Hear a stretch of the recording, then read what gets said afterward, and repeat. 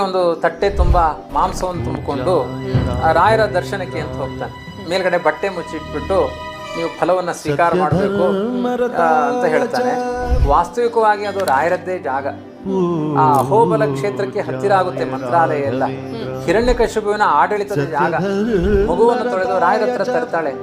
ರಾಯರೇ ಪ್ರೋಕ್ಷಣೆ ಮಾಡಿ, ಮಾಂಸ ಹಣ್ಣಾಗಿದೆಯಂತೆ, ಮಗು ಅದಕ್ಕೆ ಜೀವ ಬರಲ್ವೇ? ಛತ್ರಪತಿ ಶಿವಾಜಿ ಅವರಿಗೂ ಕೂಡ ನಮ್ಮ ರಾಘವೇಂದ್ರ ಸ್ವಾಮಿಗಳು ಆಶೀರ್ವಾದ ಮಾಡಿದ್ರು ಅಂತ ಹೇಳ್ತಾರೆ. ಅದ್ರ ಬಗ್ಗೆ ರಾಯರ ಮುಂದೆ ನೀವು ಒಂದು ಪ್ರಾಣದೇವರ ಒಂದು ಪ್ರತೀಕವನ್ನು ನೋಡ್ತೀರಿ.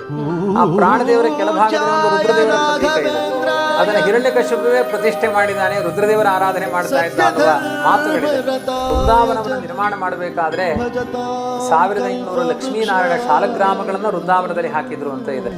ಮಂತ್ರಾಲಯದಲ್ಲಿ ಕೊಡುವಂತ ಪ್ರಸಾದವನ್ನ ಪರಿಮಳ ಪ್ರಸಾದ ಅಂತ ಯಾಕೆ ಕರೀತಾರೆ?